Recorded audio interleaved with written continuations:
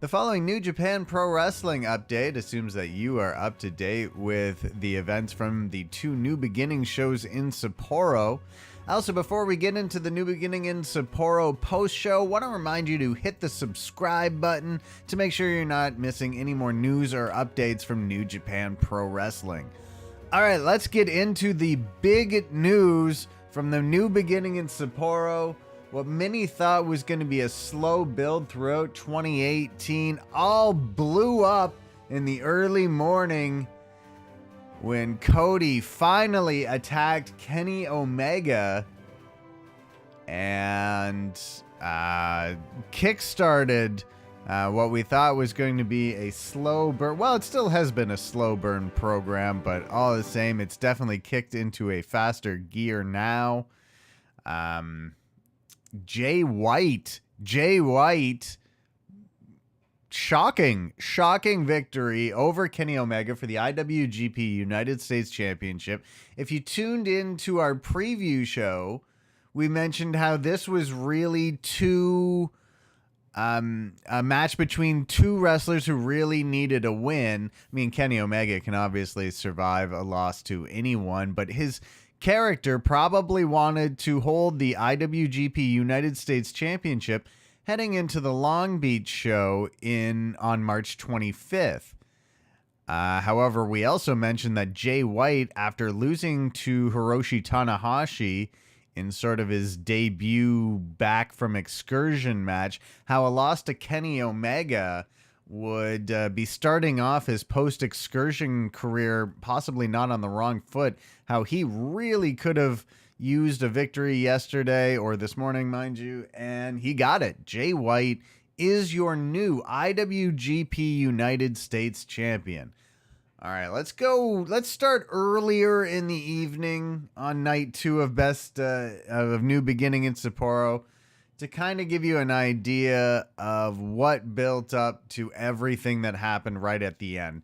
So started, it was about this third match in, I believe, a 6-man tag featuring members of Bullet Club, Cody, Hangman Page, and Marty Scurll. We had seen them in a 6-man tag on night 1 in the New Beginning of Sapporo shows as well. And the whole story here was the tension between Cody and Kota Ibushi. Kota Ibushi, who is Kenny Omega's former tag team partner in the Golden Lovers. But then we saw Kota Ibushi beat Cody at Wrestle Kingdom inside the Tokyo Dome. We also saw on subsequent episodes of Being the Elite that Kenny Omega had actually instructed Cody not to wrestle Kota Ibushi. It was Cody who had targeted Kota Ibushi for a match, and Kenny Omega was kind of like, "Hey Cody, I told you anyone but him." So Omega probably took that as a sign of disrespect towards him, that he didn't heed that Cody didn't heed Omega's advice on that one. So that played out on the Being the Elite series. So then earlier, night 2, Kota Ibushi, they get into a little thing, but for the most part, Kota Ibushi doesn't want anything to do with him. Kota Ibushi heads to the back, perhaps thinking, what the heck, I already beat this guy at Wrestle Kingdom 12. But now let's go to the IWGP Junior Heavyweight Tag Team Championship match between the Young Bucks and the former champions Sho and Yo Roppongi 3K. So this match starts with the Young Bucks getting the advantage in the match. They're doing all their big moves that Cornette doesn't like, and definitely winning the match, when all of a sudden Matt Jackson starts favoring his back. And this goes back to Wrestle Kingdom 12 during the match between Roppongi 3K and the Young Bucks. Matt Jackson, and I think it was Yo from Roppongi 3K, were both selling that their backs had taken a lot of damage in the match. Then go to New Year's Dash the next night, January 5th. Matt Jackson's got his back all taped up. Fast forward to New Beginning in Sapporo early this morning. Matt Jackson is again favoring his lower back. And so that becomes a big story in this match.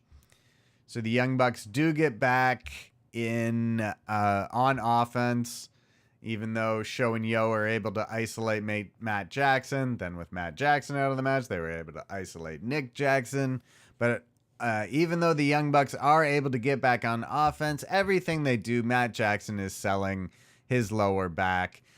They go to do a springboard drop kick or like a cartwheel into a drop kick or something. Matt Jackson just does the drop kick because he can't do the cartwheel. So everything in the match is telling the story that the Young Bucks are better, but Matt Jackson's back is really sore. So anything could happen here.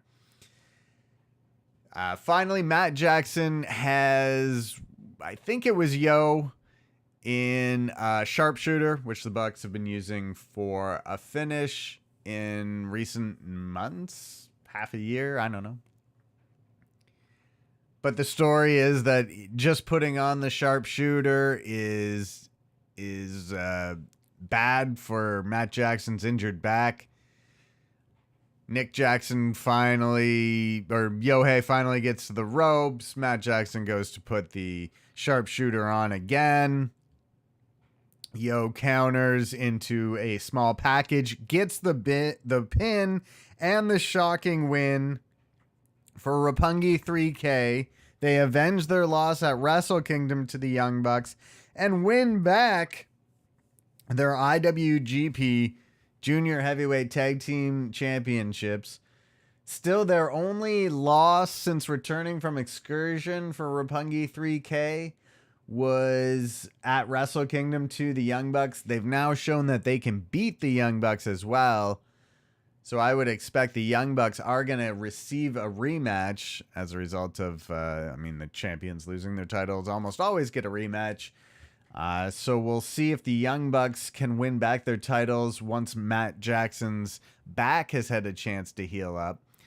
Now, in terms of when we get the Young Bucks versus Roppongi 3K3, the third match that they've had since Roppongi 3K came back from excursion and signed with Rocky Romero. One possible time for that match to occur is, of course, Strong Style Evolved, March 25th in Long Beach. So that takes us into the main event last night. So we already have one shocking title change in the semi-main event. Then we move into Kenny Omega defending the IWGP United States Championship. He is the inaugural champion for this title. He won the title in a tournament at last year's Long Beach show in July. He won a tournament. He's since defended it successfully against guys like Beretta, guys like Juice Robinson. I think Yoshihashi was in there. So this match starts. Jay White gets on offense first, really, when he drop kicks Omega. Omega flies off the apron. The back of his head hits the guardrail. Omega, of course, battles back. Jay White shows that, he's obviously improved since he came on excursion. He gets a bit of offense, but then when things get to the V triggers, Omega is just knocking White silly with the V triggers, and we see Jay White start to laugh like he likes this. Oh God, this sick guy from New Zealand likes taking all these knees to the face. And Omega tries to put him up in the one-wing angel. Jay White fights out of it, tries to give him a Saito suplex. There's almost nothing on it. White starts to battle back more, eventually gives Omega a Saito suplex with something on it, so that shows he's getting a second win. Omega battles back again, but Omega's not able to get him in the one-winged angel. Jay White at one point kind of collapses as White goes for it. White counters it. White gives him the Blade Runner, but sort of a Blade Runner where he didn't get all of it. A blade, kind of like when Okada hit somebody with a short arm clothesline. It was a short arm clothesline, not really a rainmaker, but it's sort of like 70% of a rainmaker. He hit him with one of those. Omega kicked out. It looked like Omega was going to give him the one-winged angel again to put him away. Jay White counters into a full Blade Runner and gets the pin, and they did the whole thing where Omega kind of right after the 3, Omega's able to get his shoulder up, but it comes down to it was just a win by the narrowest of margins for the youngster Jay White. So it shows Jay White can hang with the best of the best in this division. He pulls off the massive upset over Kenny Omega. So this is easily the biggest win in Jay White's career. So Jay White, now the United States champion. Now, he's from New Zealand. New Japan Pro Wrestling is going to be touring Australia, 4-night tour in mid-February. So he will be bringing that IWGP United States Championship. I mean, not home because he's from New Zealand, but close to home. I have a feeling many of the New Zealand wrestlers will also be popular on that show. So at this point, you're thinking, wow, New Beginning in Sapporo, including night 1, had 3 rather significant title changes. End of show, right? The show's over. That's clearly enough. And then Hangman Page comes out, and you're like, oh yeah, Hangman Page. What's Hangman Page gonna do? Oh, right. So during the match, Nick Jackson is seconding Kenny Omega.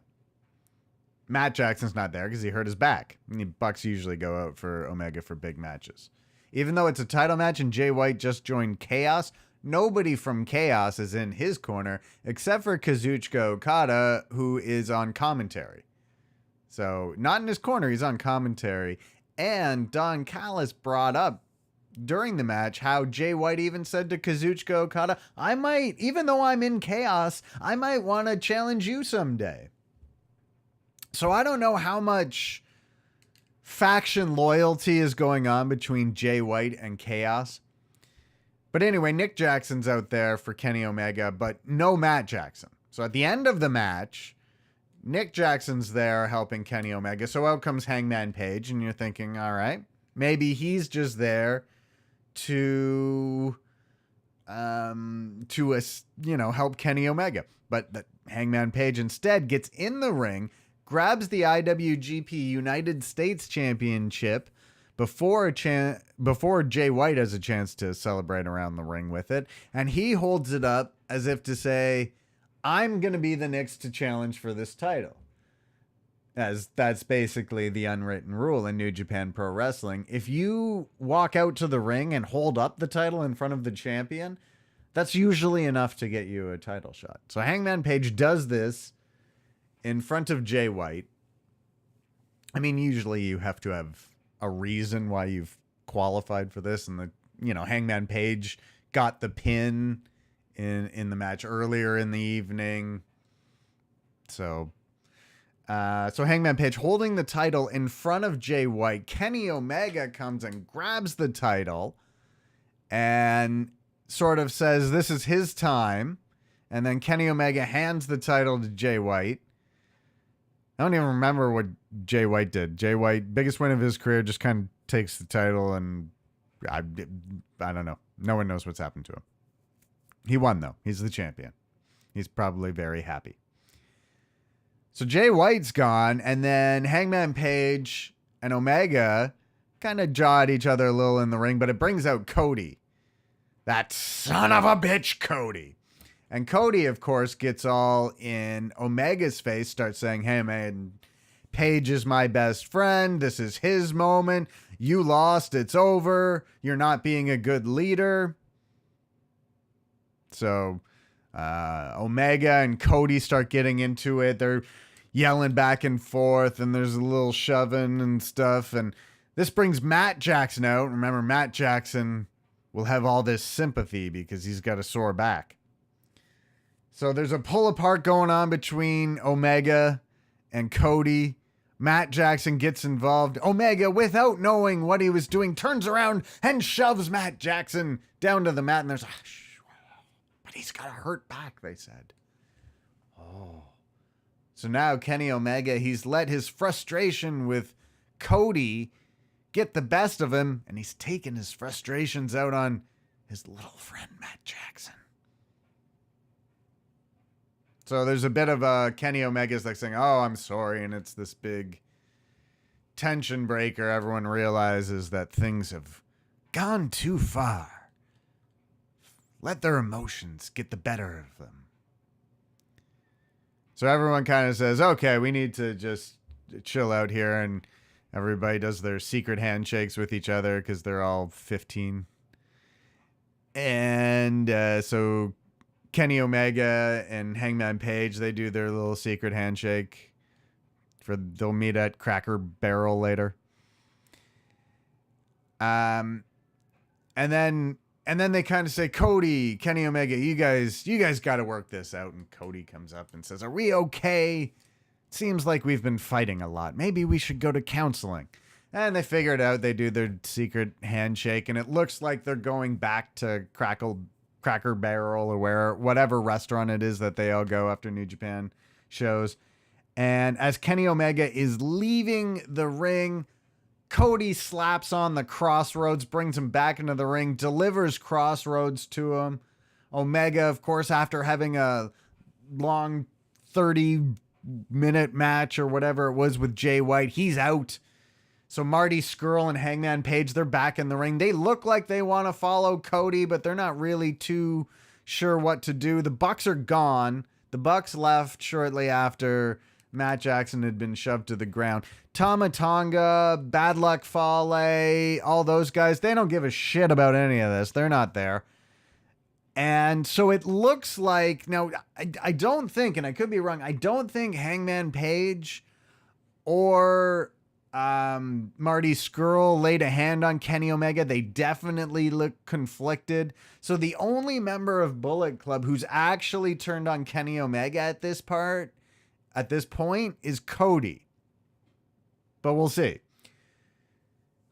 So it looks like the three of them are going to beat up Kenny Omega, but Hangman Page, Marty Scurll, they're looking conflicted about it. In comes Kota Ibushi. Kota Ibushi makes the save from the 3-on-2. We think it was going to be a 3-on-2. We don't have that confirmed yet. Kota Ibushi makes the save. Just like Kenny Omega had made the save on New Year's Dash, preventing Cody and other members of the Elite from the beatdown on him. Then in the ring, we've got Kota Ibushi and Kenny Omega to close the show, and it looks like Kenny Omega won't shake his hand, but they eventually hug in the ring. The confetti goes everywhere. They didn't do the confetti for Jay White winning the United States Championship. They were like, that's not important enough. But this tag team getting back together, the Golden Lovers, they were in DDT. That gets the confetti. The confetti goes off for that. So no one, the confetti going off is an inexact science in New Japan Pro Wrestling. An inexact science. Cody and Kenny Omega close the show, or Kenny Omega and Kota Ibushi close the show as a reunited tag team.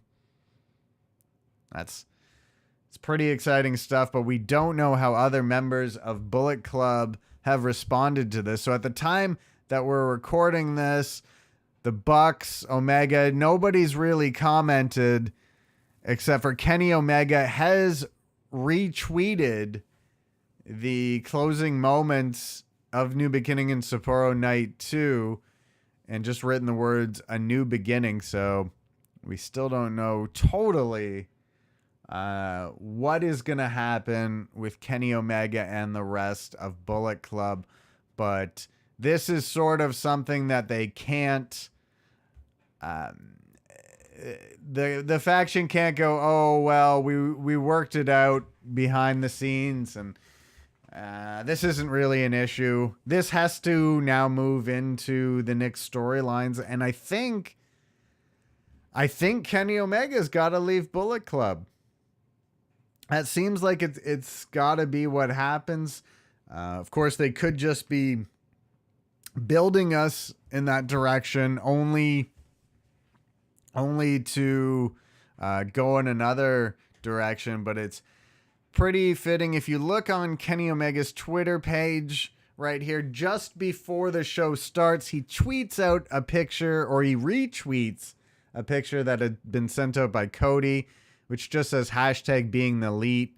And it's got the 6 guys who would be involved in the big storyline later that evening. The Young Bucks, Cody, Kenny Omega, Marty Scurll, and Hangman Page. And then his next tweet just says, a new beginning. The tweets were 7 hours apart, obviously. A new beginning. And showing him and his Golden Lovers tag team partner Kota Ibushi reuniting in the ring to close the show. There was then some comments in the back from both of them. Very exciting stuff. It's always exciting when a program that you've seen build for a long time, in this case, this program started building last summer, was when dissension between Cody and Kenny Omega started. Big, not a blow off, but a blow off to the teased split between the two, and now it looks like we're moving further into the actual rivalry, the actual Kenny Omega versus Cody rivalry that we're going to see in 2018. I had thought that they would delay the actual breaking up of the group to maybe the March 25th event, like the actual first time that Cody attacks Kenny or Kenny attacks Cody. I had thought that they wouldn't want Cody and Kenny Omega actually wrestling each other until Cody's All-In event in September. I'd kind of thought that's what his plan was going to be. But it looks like, I mean, how would they deny us that match for 8 months at this point? It would be 8 months. Whereas perhaps, I mean, there's no guarantee on this. Perhaps we get Cody versus Kenny Omega in Long Beach. Perhaps we get the Young Bucks versus Roppongi 3K in a rematch on that show. Perhaps we get Hangman Page challenging Jay White for the IWGP United States Championship on that show. Another possibility is Jay White and Hangman Page happens on the Australia tour, and Jay White versus Kenny Omega, the rematch, is on the Long Beach show. But then what do you do? And maybe you do Cody versus Kota Ibushi on that show. Or do you do Cody and Hangman Page versus the Golden Lovers on that show? Or who knows? We are just scratching the surface at all the matches that are available as this storyline moves farther, as it progresses. The next big step, I think, will be, how do the Young Bucks respond to what's happened? How does Hangman Page and Marty Scurll respond to what happened? Do Tama Tonga and Bad Luck Fale and the rest even comment or care on what's happened, or are they just so focused on what they're doing? Well, we'll follow all of this as it develops here at Spoiler Free Wrestling. So want to remind you to, of course, hit the subscribe button. God, man, it's really been a big weekend for wrestling, with all the shows in Philadelphia, starting with House of Hardcore and then NXT TakeOver and the Royal Rumble, and the 2 big shows in Sapporo. This has been like the biggest weekend for wrestling ever. Please hit the subscribe button. Make sure you're not missing out on any news or reports for New Japan Pro Wrestling or the other promotions that we cover. I'm the Eye Guy from Spoiler Free Wrestling.